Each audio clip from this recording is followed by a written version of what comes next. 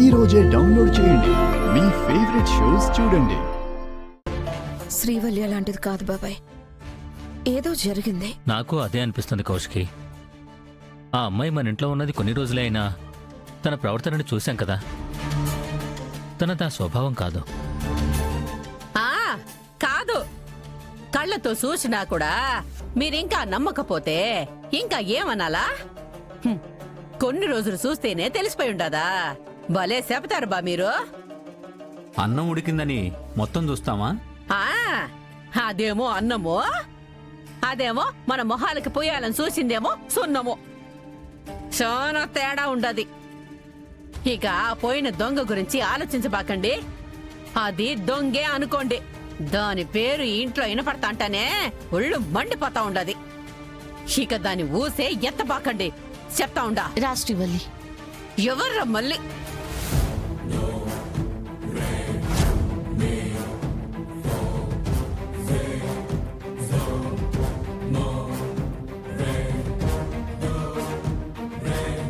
ఏంది దీన్ని వేసుకొచ్చుండారా?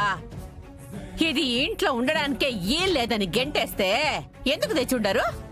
ఏమే, వాళ్ళకు తెలియక రమ్మనుండుంటారు. నువ్వు చేసింది నీకు తెలుసు కదా. ఈ ఇంటికే రానన్నదానివి ఏ మొహం పెట్టుకొని వచ్చుండావు? మా అమ్మ ఎవరో తెలిసిందండి, అందుకే వచ్చాను. అమ్మా,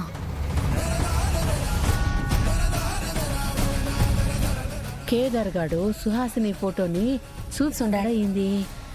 అట్టయితే బాని కదా నానా అని వెళ్ళి కౌగులించుకోవాలా? నన్నిట్ట చూస్తా ఉండదేంది? ఏమిటో శ్రీవల్లి, మీ అమ్మగారెవరో తెలిసిందా?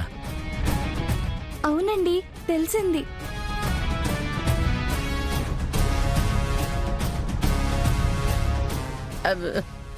నన్ను చూస్తా ఉండవేంది? ఎవరు మీ అమ్మ? నువ్వే మా అమ్మవి.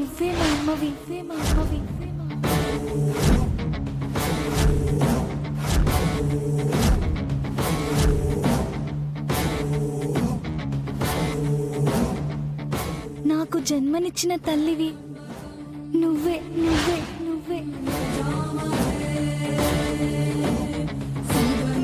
నన్ను అనాథాశ్రమంలో వదిలేసిన నా తల్లివి నువ్వే.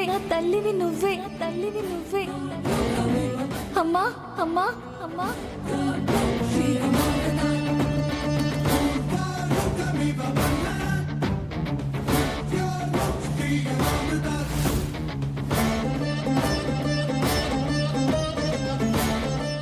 ఇదేంటిది? కదిట్ట మారిపోతా ఉండది. అమ్మా, ఎందుకమ్మా నన్ను అనాథం చేశావు? ఎందుకమ్మా నీకు నన్ను దూరం చేశావు? ఎందుకమ్మా నన్ను ఇన్నాళ్ళు ఏడిపించావు? నీకు నేను ఏం ద్రోహం చేశానమ్మా? చెప్పమ్మా. వదలవే.